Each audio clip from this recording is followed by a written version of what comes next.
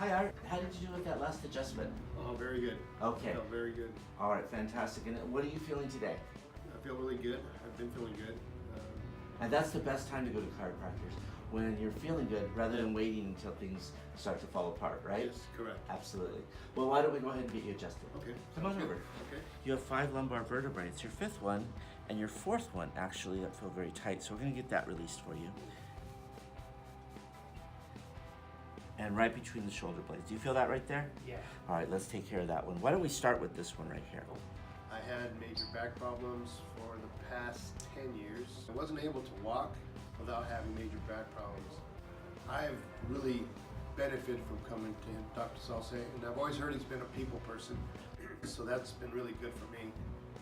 Everything he said he was going to do, he's done, and how I would feel, I felt. And how do you feel now after that adjustment? Good, especially the neck crack. That always makes me feel good.